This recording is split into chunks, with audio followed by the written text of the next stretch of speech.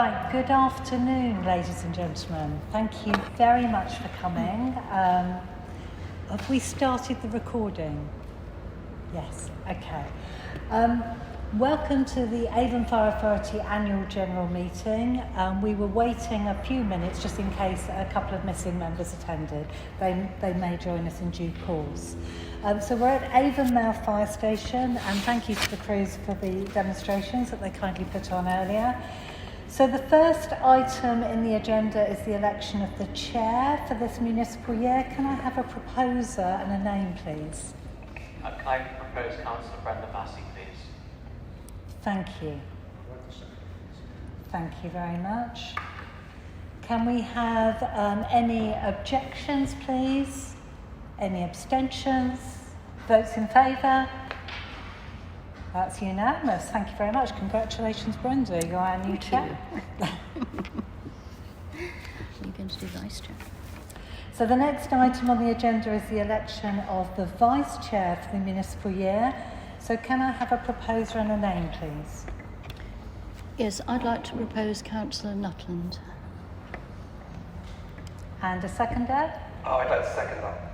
Thank you. Any objections? Any abstentions? All votes in favour? Unanimous. Thank you very much. Congratulations.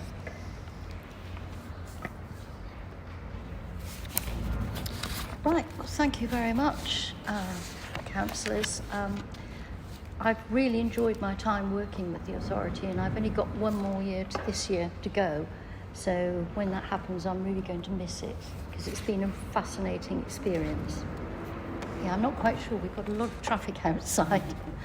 Please shout if you can't hear me. It's a bit tricky here. So the next item on the agenda is apologies for absence. And at the moment, we are expecting Councillor Goggin, but he may have got tied up with Lord Mayor duties, so he might be coming later. And also, the other apologies are Councillors Hardy, May, Riddle and Mark Shelford, the Police and Crime Commissioner. We were also expecting James Mason, who's the independent person, but we haven't heard anything from him, so we'll take it he's not going to get here. Okay, and I think, who's doing the emergency evacuation? Good. Thank you, Chair. Members, we're not expecting a fire alarm test today, so if the alarm does go off, it may well be an incident. If you can make your way to the rear of the yard, and we'll do a roll call. A fire exit is immediately in front of me to the right-hand corner, clearly marked, or alternatively, if necessary, we'll open one of the rear doors as well. So thank you, Chair. Thank you. I'm sorry about the noises off. I think we've acquired a pigeon. Just hoping it doesn't do I know. Yeah. It'll be interesting, won't it? Yeah. Sorry, members, just one other thing. We are obviously holding a meeting at an operational fire station, so the firefighters here on duty today are on call, so they could be called out. If they are called out, you'll hear kind of a strange sort of noise, if you like. I'll reverberate around the station. We'll pause the meeting whilst we allow the operational crews to respond, and then we can reconvene. The noise only lasts for a few seconds, and they may well see staff wandering around to access the printer to my right here, but they'll make their way out as soon as possible. So thank you. Great. And we'll apologise for the pigeon noise, but can't do much about that one, I'm afraid. Okay, declarations of interest. Yes, Chair, there's one declaration of interest. It's actually from myself and the other members of the Service Leadership Board. So you will notice in your pack there's item 16, which is remuneration of the Chief Fire Officer. Now, that obviously concerns the Chief Fire Officer, so he's got an interest in that paper, but also the members of the Service Leadership Board are paid a percentage of his salary. So we also are interested in that paper. Unfortunately, I have to present that paper to you because there's nobody else to do that. So we're declaring our interest now. Thank you. Thank you. And public access, I think we haven't received any? No. Good. So, I'd like to welcome you all here for our first meeting of this year. And I'm just confirming that this Fire Authority AGM is taking place at Avonmouth Fire Station. I'm saying this because it's all being recorded, so for people, the general public, at least they'll know where we are. We're also recording the meeting for the public to view on the Fire Authority YouTube channel. I'd like to extend a warm welcome to our new members who've joined the authority over the last few weeks. Councillors Dan Thomas, Martin Williams, Karen Walker, Onkar Saini, Paul May, Philippa Hume, Liz Brennan, Matthew Riddle, Ron Hardy and Jane Stansfield. And also I'd like to thank some of our previous members who are not with us now. And that's Councillors Kumar, Ali, Monk and Hopkinson. And we'd like to thank them for all the work they put in and also wish them good luck for the future. And we have sent thank you letters to them. Yeah. Can I also thank the station manager, Lee Rogers, and the crews here at Avonmouth Station for all their help in arranging the demonstrations earlier and for accommodating this meeting. And I'm sure you were like me and found it really, really interesting seeing those demonstrations. So I'm trying to think of who we can volunteer to go in the bariatric lift. Behave yourselves. That's the punishment. You go up in the lift. Yeah. Right. And did I say thank you to the station manager? Yes, you did. I did. Fine. That's right. Okay. So also, can you please remember, if you haven't done it already, to complete and return your member form 2, which is your register of interests. Give them to Emma today, please, if you possibly can. And if you haven't done it and you've lost your copy, please ask Emma and she'll give you another one. Okay. So I think it would be good at this point for everybody to introduce themselves and say where they come from. And I'll start with myself. My name's Brenda Massey and I represent Southmead Ward in Bristol. So, next members. I know, I'm trying to see where the next one is. Richard. I'm Richard Evie, Bishop's Bristol. Councillor Mahmood, represent Lowell South as City Council. Councillor Hume represents Hallfield Wards in Bristol. Hi, I'm Councillor Arthur Penny, and I represent Poondown Ward in Baines. Afternoon, Councillor Steve Smith, West Wellcombe and Henleys Ward, Bristol City Council. David Woodcox, representing Lockleys Ward in the fine city and county of Bristol. Councillor Ben Nutton, South Gloucestershire Council, Gate North Ward. I'm Robert Payne, Councillor for Weston-super-Mare Central, North Somerset Council. I'm Councillor Liz Brennan for French Endowment in South Gloucestershire. I'm Councillor Jane Stansfield and I'm from Coolbury Ward in South Gloucestershire. Councillor Dan Thomas, Conklin Buxton of Somerset Council. Richard Sapper, also North Somerset, Weston-super-Mare and Andrew Marley, Western West, Bristol City Council. Councillor Carol Walker, Ward Councillor of Peace Sunset Dawn, sitting on Button, Peace Sunset Council. Martin Williams, Councillor Ward West, North Somerset Council. Thank you and welcome today. I'm sure you're going to find this really interesting. It's completely different from normal council meetings, you'll be glad to know. So, and can I now ask officers to introduce themselves? Start with you, Simon. Good afternoon, members. Warm welcome to Avonmouth Fire Station. My name's Simon Shilton. It's my privilege to be your Chief Fire Officer and Chief Exec. Good afternoon, members. Richard Welch, I'm one of the Assistant Chief Fire Officers. Good afternoon, I'm Verity Lee, your Statutory Finance Officer.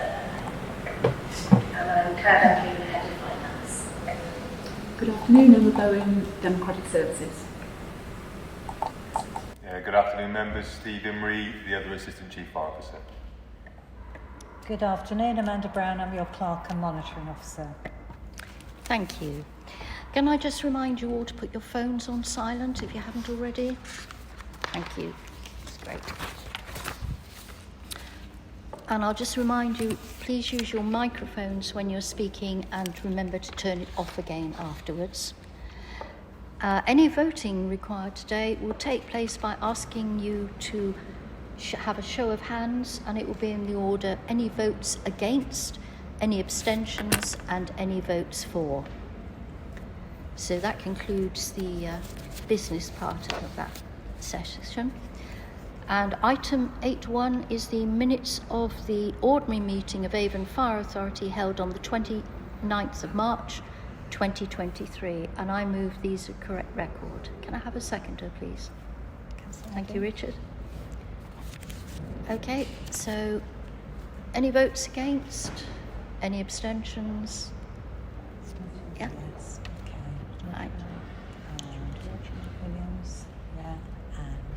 Right, I'll do everybody just some technical issues that help get everything sorted now. Can I also say welcome to James Mason, who has joined us as well. Thank you. Nice to see you. Right, moving on, then we're on to the minutes of committee meetings. And I'd like to ask you to note that these committee meetings in bulk, they've already been approved by the committees. If you know of any discrepancies, if you could say now, as we won't be going through each set of committee minutes individually. If you want to discuss the committee confidential minutes further, please let me know, and don't raise the content of the exempt minutes until we reach the confidential section at the end of the agenda, but I'm hopeful you won't find that necessary. So we're taking the minutes of relating to 9.1, 9.2, 9.3 and 18.1, and you'll see those numbers on your agenda. So can I, if I propose acceptance of those, can somebody second it? Richard, thank you. Any objections to any of them? Or amendments? Okay, so that's abstentions. Well, yes, if the new members want to, yeah, we'll put all the names.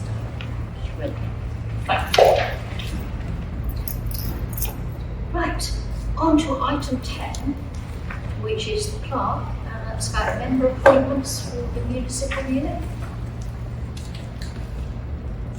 Thank you, Chair. Yes, my paper is paper 10 and it's at page 49 of your bundle.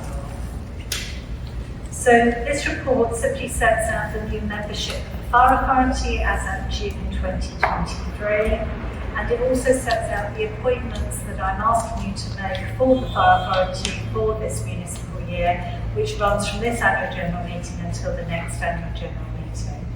So today I'm asking you to allocate members to the Fire Authority committees, and you'll see that there's a table that I've inserted in paragraph 5.2. I've circulated that well in advance of this meeting. I haven't received any objections. Where someone has expressed an interest in a committee, I've tried to tweak it as best I can, and the political group leaders appear to be happy with it. So I'm hoping that that's a given. The next thing I'm asking you to do is to appoint your representative on the Local Government Association. By convention, that's normally been your chair, Councillor Brenda Massey, but I know that Councillor Wilcox is standing in at a meeting quite shortly for the chair.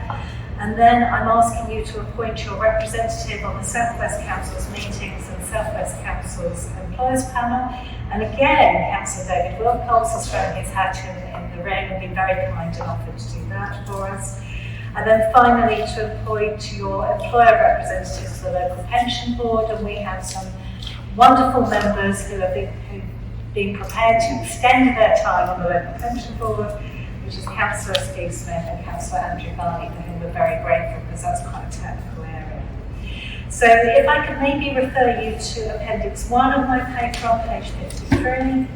So you have there a full list of all 20 members. The only name that's not on that list is the name of the Police and Crime Commissioner, who is number 21, effectively. He was appointed as a member of the Fire Authority as well, but he is excluded from membership of the committees, so he's only invited to the Fire Authority meetings. If I can then refer you to paragraph 5.2, as I said before, which is the table with all the nominations.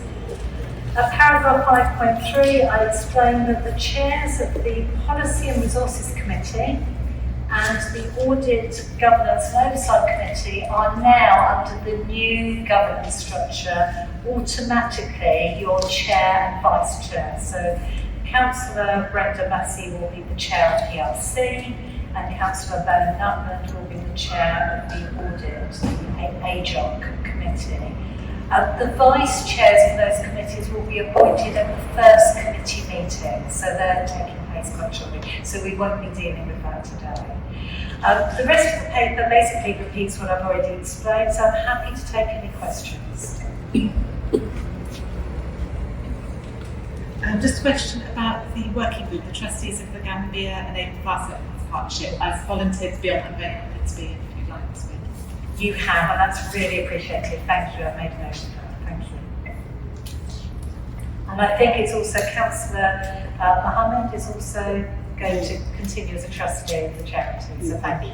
Yeah, but it also with as we are signing now with the Audit and Governance Committee, if I will step down, I will.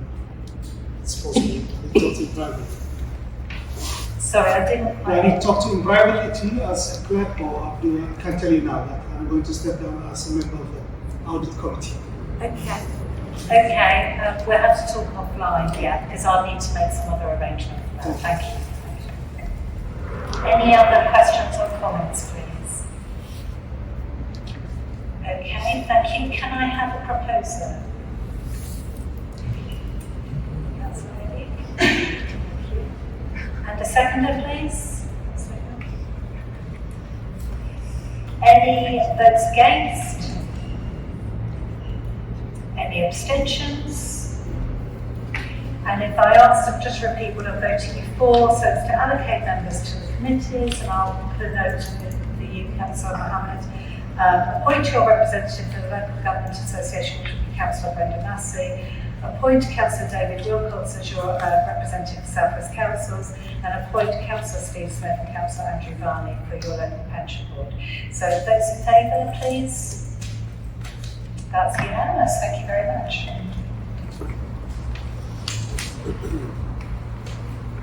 Thank you for that. Item 11 is the 2022-23 revenue final outer, and our statutory finance officer is going to present.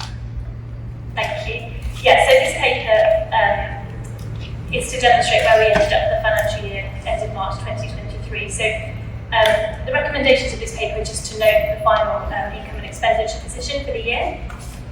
I wanted to highlight just a few key areas of the report rather than taking you through the whole paper. So the first bit I wanted to highlight was paragraph 3.3 in the background section. So that's a paragraph that's just talking about the delay in the public inspection period for the draft financial statement. So we have had a delay in our 2021-22 statements, which has had a knock-on effect on our March 23 annual accounts as well.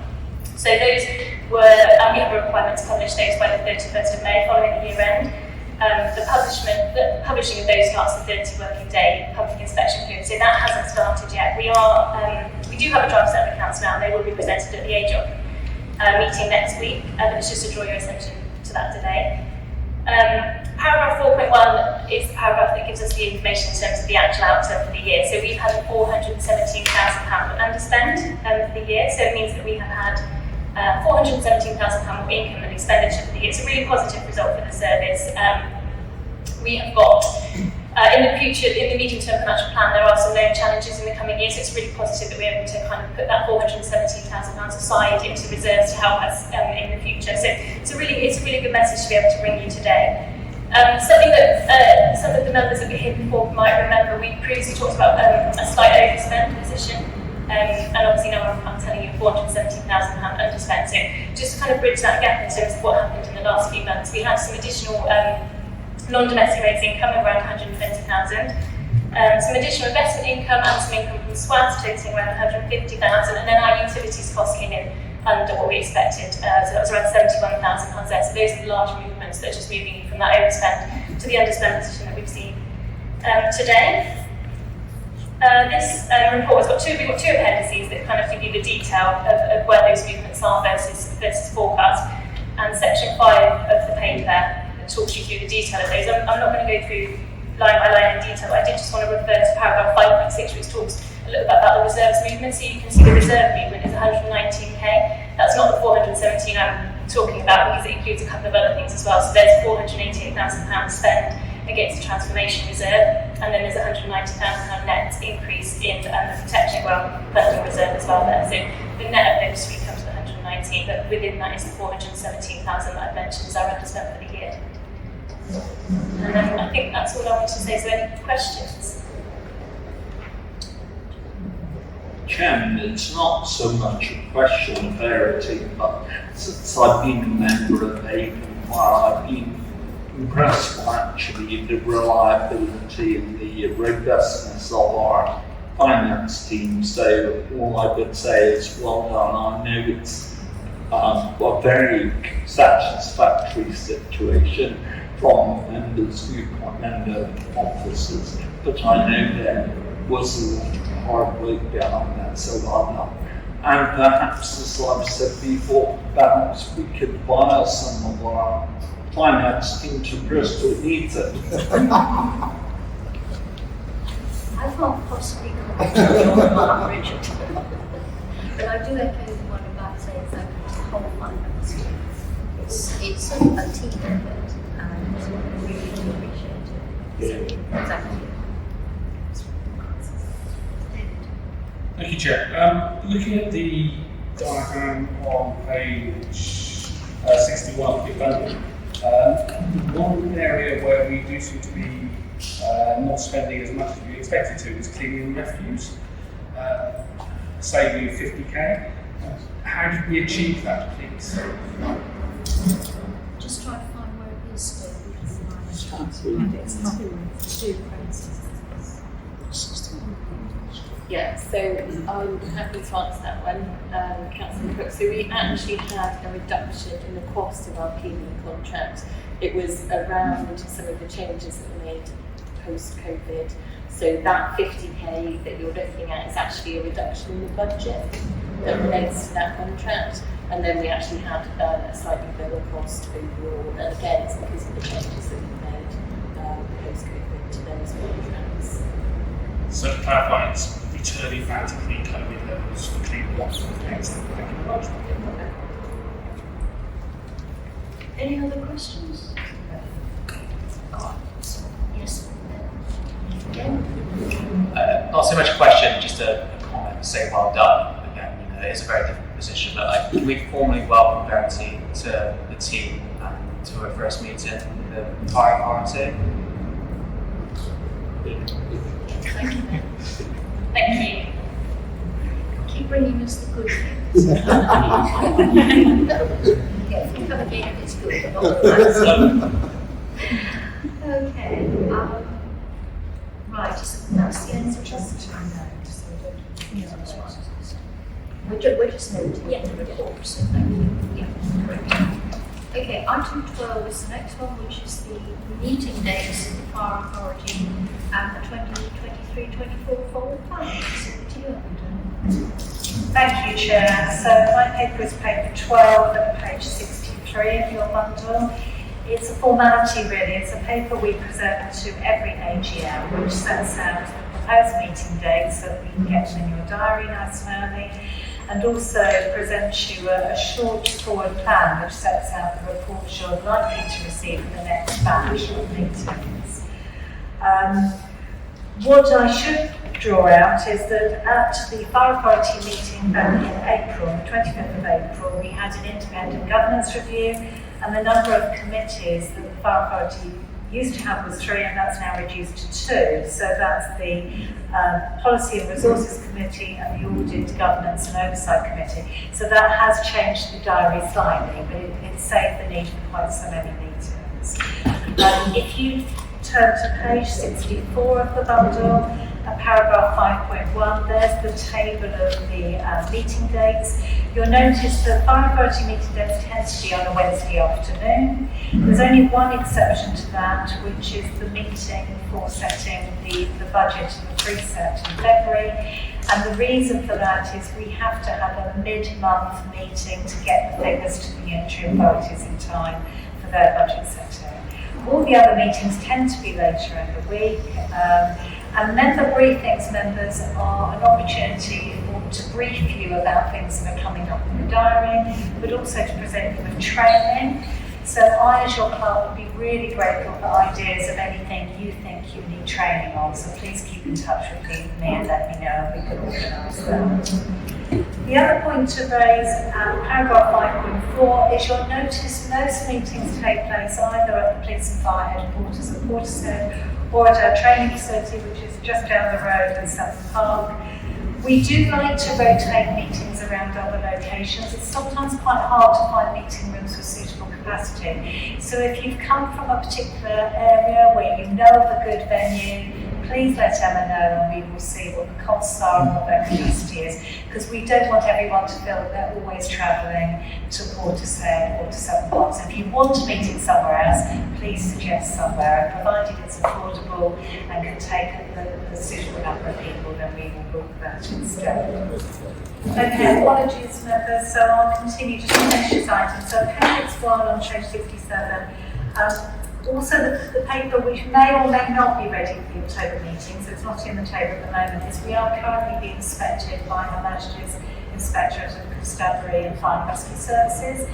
Now, our experience is that it might well take a while for that report to come through, so it might not make the October meeting, but anyway, so that may or may not be in the agenda. And then I've set out the papers that will be presented to AJOC next week. I know that because those papers have already been published. And then the list over the page of the papers which will go to the first PRC committee. I'm happy to take any questions.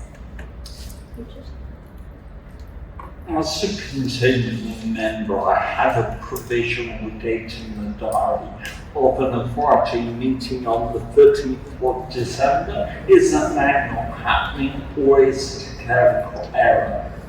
Yeah, it was in the diary, you're right, but when we had the governance review, less papers need to go to Fire Authority, and actually we were able to revert to 4 meetings a year, which is what the Constitution requires, whereas last year we had 5. So we managed to lose the December meeting, and I thought everybody's diaries would appreciate that on the run up to Christmas. So that was quite a good Councillor Williams. Thank you, Chair. I wanted to know if the HMI CFRS will be coming to both committees, because there are overlaps within that report within the areas and purviews of those committees.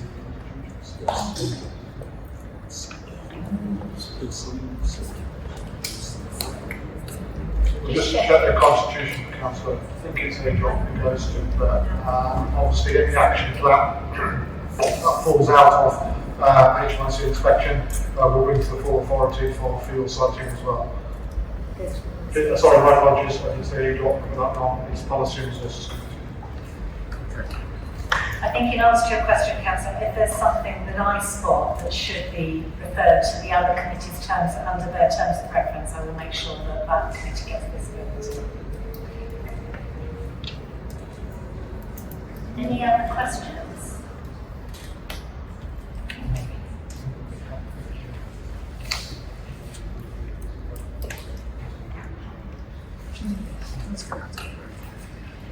So the recommendations are to ask you to approve the proposed schedule of meetings for the municipal year and just simply to note the revised forward plan. So can I have a proposal, please? Thank you. Mr. Williams. And a seconder? Mr. Walker. Any votes against? Any abstentions? Votes in favour? Thank you very much. Thank you. Thank you, Amanda. This is very helpful. And next item is item 15, the reserve strategy, and it's 13. Oh, 13. I'm sorry, I missed one. I was getting service idea. Right, okay, we'll go back to it's still back to finance, isn't it? So I see it right there, just 2 steps ahead. Thank you. Yeah, so this is the capital outturn for the year. So in a similar way to having looked at the revenue outturn for the year, this is to look at where we ended up at the year ended March 2023 in terms of capital spend. Again, the recommendations of this paper are just to note the outturn for the year. And similarly to the revenue paper, I'm just going to talk through some of the kind of key points in the paper. So the first thing I wanted to mention was the approved capital programme for the year. So we had just over 7.7 million of approved capital spend for the year. We actually spent just under 4.3 million. So there's around 3.6 million there of underspend. I use that word underspend slightly cautiously because it doesn't mean we've completed projects for less money. It means that they've kind of slipped into the coming year. So they've just kind of shifted to the right. So if I can draw your attention to the table at 4.1, you can see that we've got approved capital spend for the current financial year, so 23-24, of 6.3 million. That 6.3 million takes into account the fact that we had an anticipated underspend and slippage from the year end of March 2023. So that includes that 3.6 million there. In terms of outturn, as previously reported from a capital point of view, we've come in very close to what was reported in prior meetings. I think we've come in slightly under because there was a bit of a delay on some premises spend at Bedminster, but it shouldn't be too different to the numbers that have been presented previously. In terms of where the significant underspends have arisen, it's in two areas, in the premises area and the fleet area. So in premises, we've underspent by around 2.1 million. That's mainly in major projects. So delay of the Bedminster works has been the majority of that number, and that work is now underway. So we've started to spend some money on that in the current financial year. And the another area of significant kind of slippage is on the fleet side of things. There's around $500,000 of slippage that's gone into the current financial year as well, which is around supply chain issues. And I think, as Simon, Chief referenced earlier, there's quite a long procurement period for some of the appliances, and it's just around that supply chain. So that payment was delayed into the current financial year as well. If I can just draw your attention to the appendix, so appendix 1, which is on page 73, this kind of gives you a breakdown of where we actually spent the money and where the underspends were. What I wanted to just mention was the funding section of the table at the top, so you can see where the funding actually came from. So we had we had £95,000 from the decarbonisation fund and 72,000 of receipts from selling old capital items that were put towards funding the programme this year. The majority of the funding has come from a designated capital reserve that was generated as a result of spend via HQ site. The reason I just wanted to mention that is because that reserve has been fully utilised in the current year, so we spent around 100,000 from kind of a more general capital reserve there. It's something we'll see later in the reserves paper as well, which is to draw your attention to how we funded this capital programme for the current year. And I think that's all I wanted to say, so then if there are any questions. As I previously mentioned, I think our finance team has been very proactive and engaged. So again, congratulations by shifting either the skip timing of projects, also taking advantage of delays. They've managed to actually achieve the right capital return for us. I appreciate this is actually an outturn statement, not a budget, but I genuinely cannot remember what we approved last year. Is there an element of contingency allowed in the capital programme, or are we literally aiming to actually spend what we get?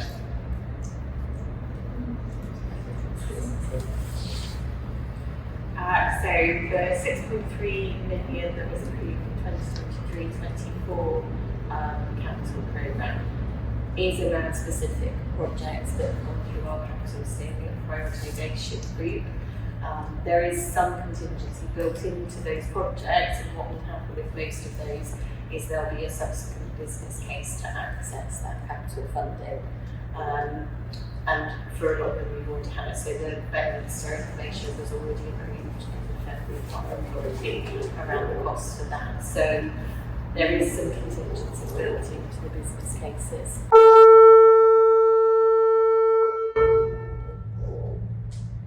That's just a telephone.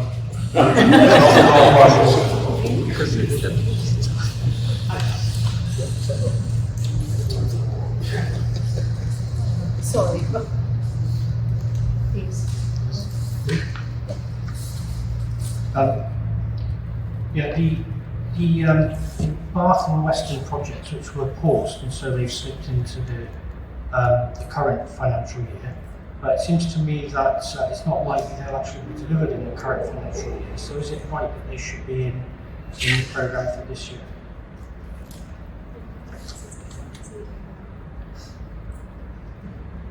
So we have paused Bath and Western, and although we might be doing some more sort of exploratory work on those, we haven't actually allocated specific capital funding in this financial year. But what we are looking at is what the impact will be over the rest of the capital programme for those projects and how we can prioritise them going forward. So there might be a small amount of spend, but it's within the overall premises budget.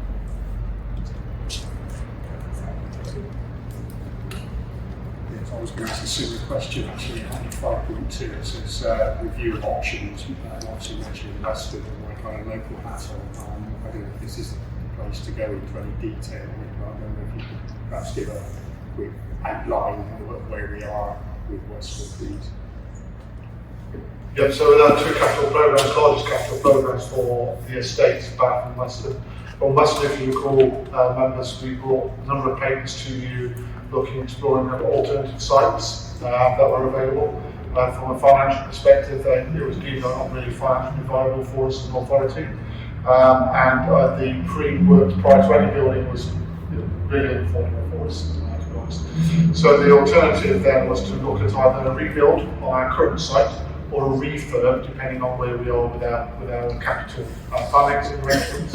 Of course, one of the reasons why Bath and Western have pushed slightly to the right, one is currently construction costs are extremely high. Delays in materials also are impacting on potentially what our aspirations might well be in terms of building design, the material use and timing. And of course, with the interest rates as they are at this moment in time, probably not wise as an authority for us to recommend to you this year certainly around looking at capital borrowing. So we are moving, we're still ticking along with doing exploratory what's our best options, particularly for Bath now. Now we've got some clarity around the ambulance service and also the police in terms of any partnership opportunities. And so we'll now progress with looking at a standalone for Bath as an authority. So that will alter the design slightly because the footprint will change. So we can put on that particular site itself.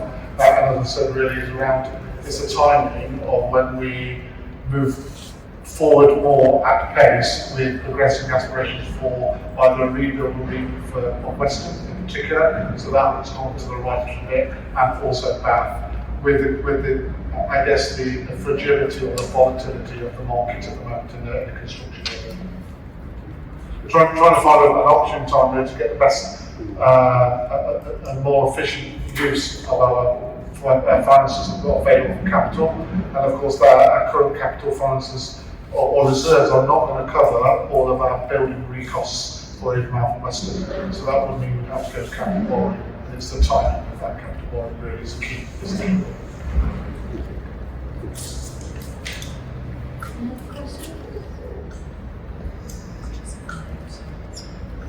Okay, well, it's just a noting, so we don't need to vote on this one.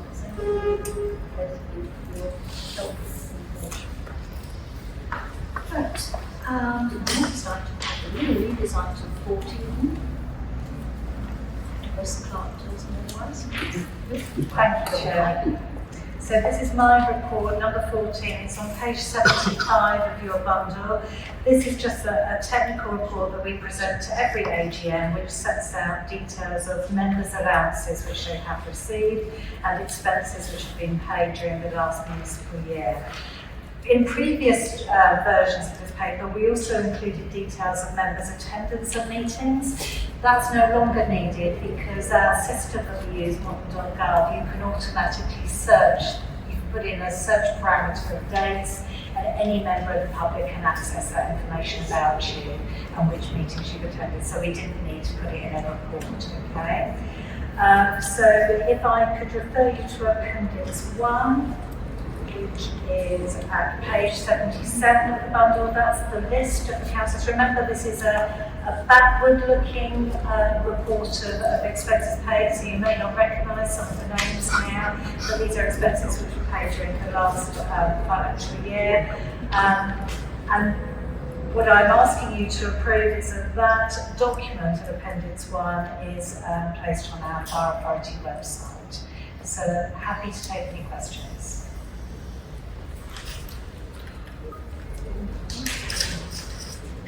Can I have a proposer, please? Have a seconder? Any votes against? Any abstentions? All in favour? Thank you very much. Thank you.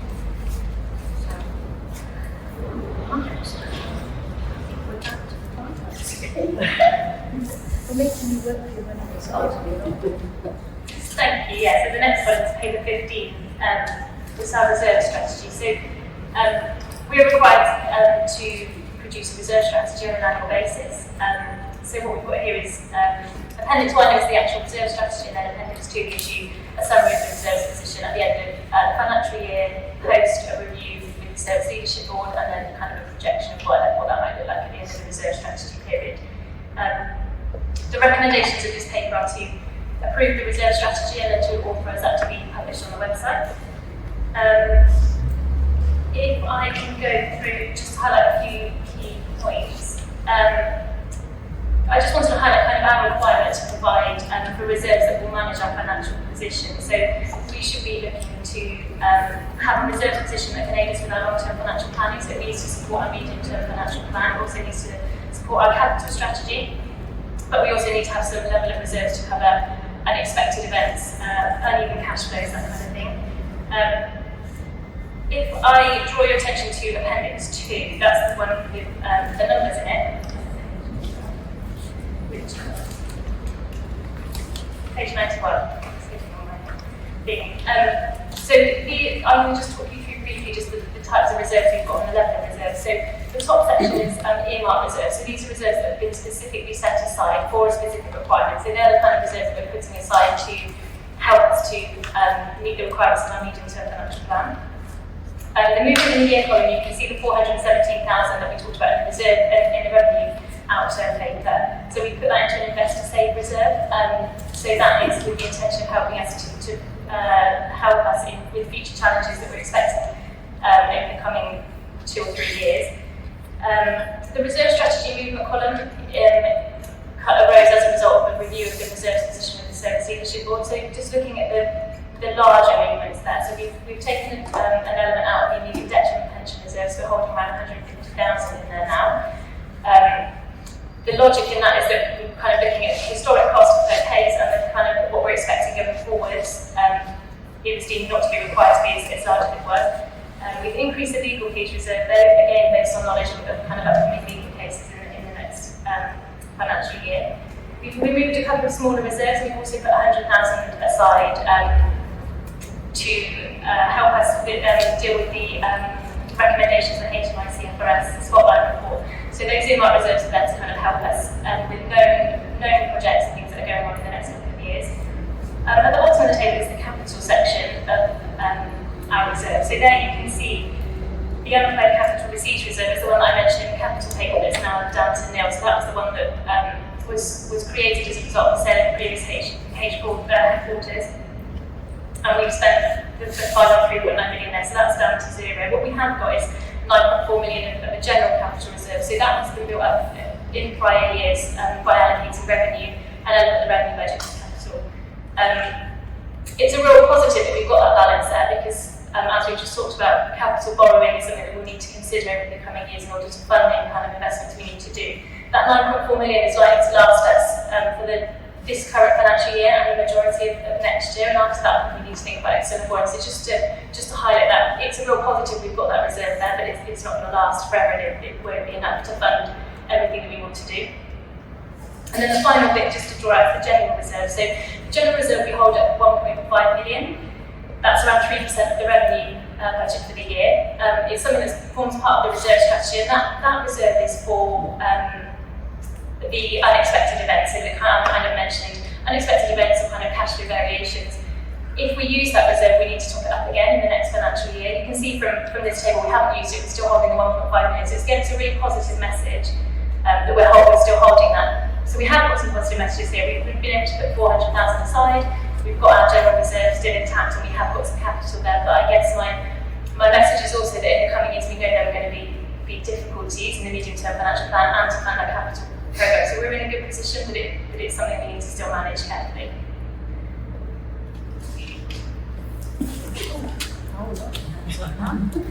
Right, I'll stop going on the table that way. So it's Philip and Phyllis and Mr.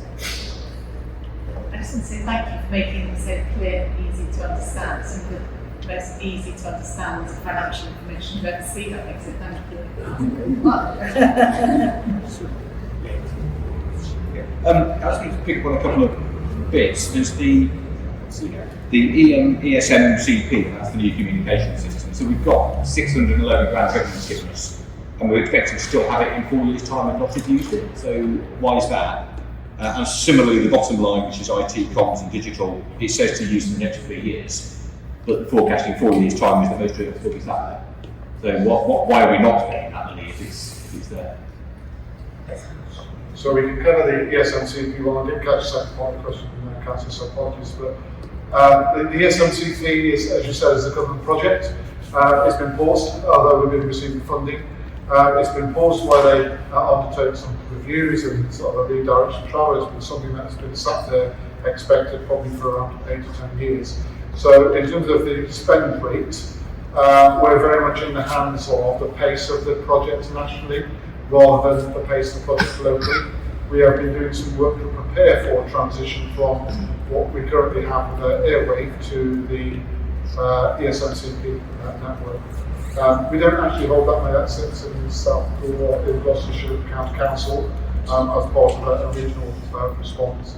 But as we've been given it, it's ring-fenced for that particular project. The reason why it sits there in terms of spend profile is we're unsure at what stage they'll start to accelerate that project at the moment, which then will need to access the funds.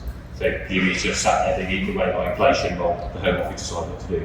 Yes. Yeah. Okay, members, thank you. Apologies for that pause and technical difficulties we're having. I think we're good to go now. It's going to be fun. Fingers crossed.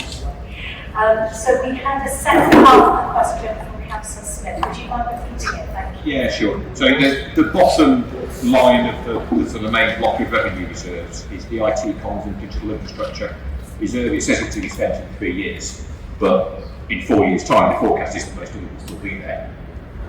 I'm sure we could find IT people needing to spend money on, such as we could equipment, perhaps. Perhaps still sat there in 4 years' time. So only what plan is there?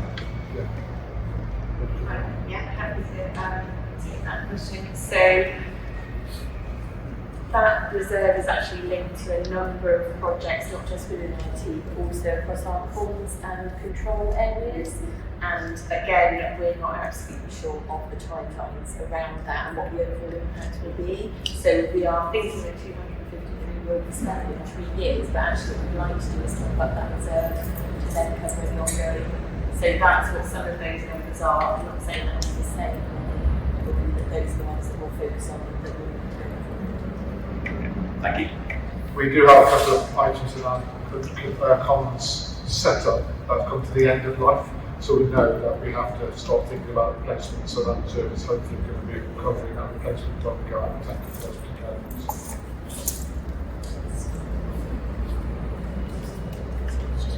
Any other questions? David? Yes, I was on the list, but Steve has answered the questions that I wanted to be answered. That's working in partnership. Sort of. Great minds. Okay.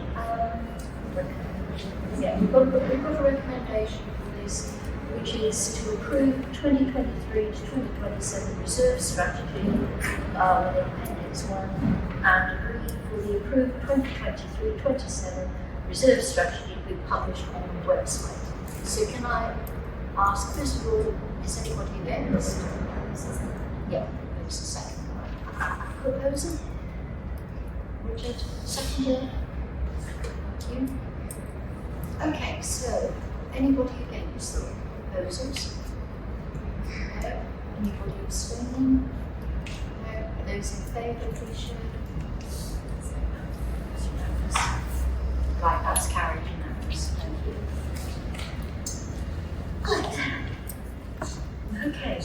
it's item 16, I think, but it's still in the right place. It's been a bit confusing, so I'm annual review of the remuneration of the Chief Fire Officer and Executive. Thank you, Chair. Yes, so this is page 16, paper 16 rather, page 93 of your bundle. Can I explain straight away that normally this paper is presented alongside a pay policy statement which the Fire Authority presents to members in accordance with legislation at the end of the financial year.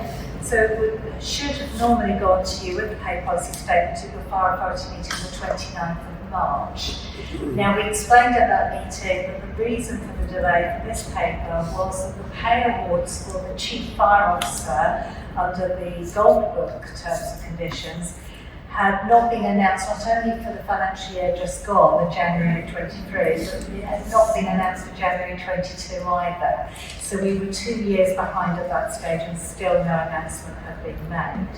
But I'm delighted to say that we now do have an announcement, which is why this paper is coming to you today.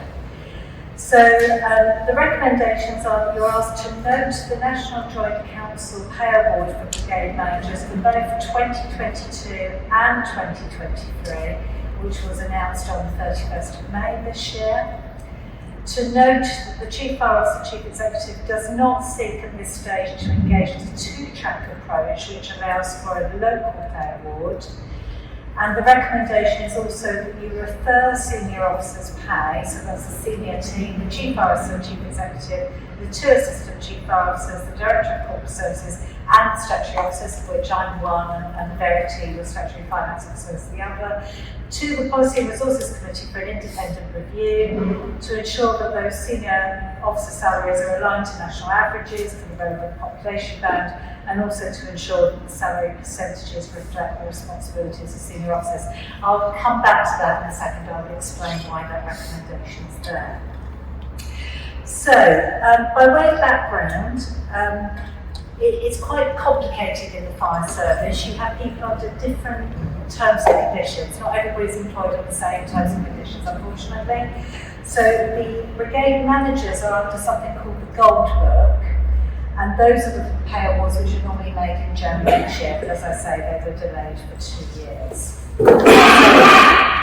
On page 94 of your bundle, I've included an extract from the Gold Book, and it explains that the NJC publishes each year what they have awarded in terms of the pay award, and then they explain this two-track approach.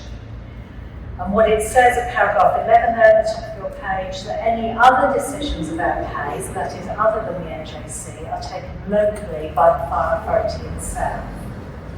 And then there's guidance about that in the Gold Book as well. So what also came out in the course of negotiations with the NJC is that brigade managers would get the award that they announced, but then also they can go to their fire authority to this local award if they wish. Your Chief Fire Officer has decided not to seek the local pay award, and instead it's recommended that we have a thorough review of salaries of the top team, and I'll explain why in a moment. So the NJC pay award is set out in paragraph 3.5. It was 7% effective from sorry, I've got confused. That's the Grey Book pay award. I've got the wrong paragraph number, sorry. Let me find the right one. It's the Gold Book I'm looking for. Where have I put that? 5.3. So 5.2, 5.3. There we are. Sorry, thank you, Simon. Very helpful. So the pay award that was made for Chief Fire Officers is at paragraph 5.3, so that was 4% from effective 1st of January 22 and 3.5% from January 23. So they differed to the awards that were given to operational staff under the Grey Book. What I should make clear is that your Chief Fire Officer's pay directly affects the pay of everyone on the top team. And that is because the 2 assistants, the Director of Corporate Services and the Statutory Officers are all paid a percentage of that pay. Now, I explained at paragraph 5.1 that in 2017 we had a complete restructure at Avon Fire Authority. And when you look at comparative services, you will notice a lot of them have a role called a Deputy Chief Fire Officer. Avon decided not to no longer have that post, which was a significant saving to the Fire Authority. And responsibilities that would be held by the Deputy were split between the Assistant Chiefs and the Director of Corporate Services. However, that was now 6 years ago that decision was made, and a lot of the responsibilities have moved around directorates in the meantime. So it is regarded that a review of the salaries and the percentages which are attracted to each post should be looked at independently, and that's why we're suggesting that it's looked at by an independent organisation. I don't think there's anything else that I need to bring to your attention. There's a table of the relevant salaries at paragraph 5.6 on page 96, and then the appendix is the letter that we received from the National Joint Council, which sets out 4% from the 1st of January 22 and the 3.5% from the 1st of January 23. So if I go back to the beginning there, the recommendations are as follows: that you note the national pay award for brigade managers, which was announced on the 1st of May, which is set out in the appendix.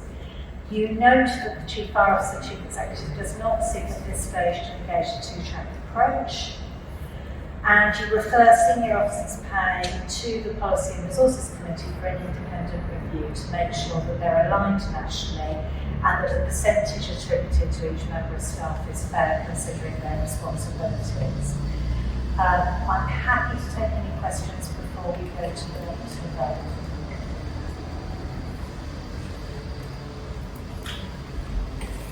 Can I just ask what the timescale is, please, for point C?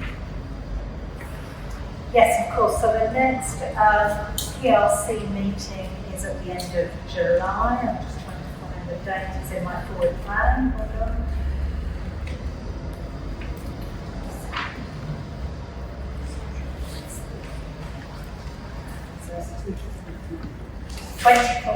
I've been very helpfully helped. It's 27th of July. Thank you, I should know that. But anyway, 27th of July. So that will be the day that the committee will look at this in a bit more detail. We will go through with them the guidance, which is within the Gold Book. And then at that point, I'm hoping to be able to recommend to them the sort of organisations that we might be able to ask to help us and an indication of their fees. So yes, hopefully within the next few months. Thank you. Any other questions? Can I have a proposer then, please? Paul, thank you. And a seconder? Thank you. Any of those against? Any abstentions? Votes in favour? Thank you very much.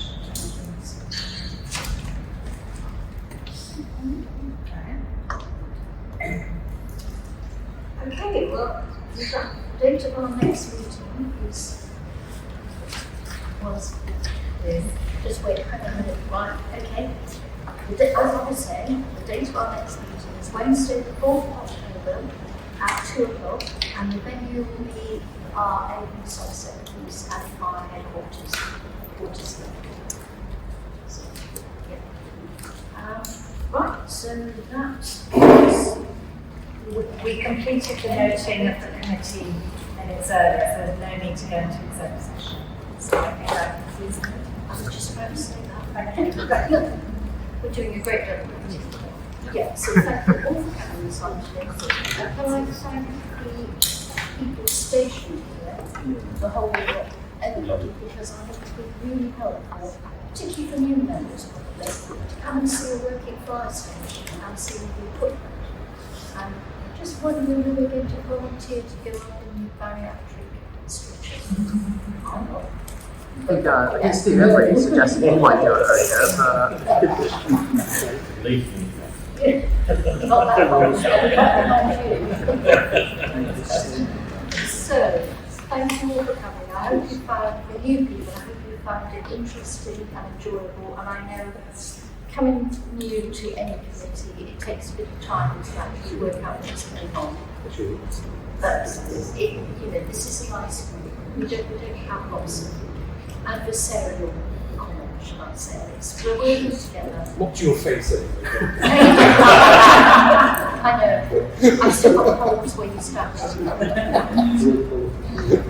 It's a really nice committee to be on, and I'm really pleased that so many are doing. And obviously we've lost some colleagues because they retired or whatever, but we have great people, and I'm looking forward to working with all of you. So thank you very much for having us on, and I think I need to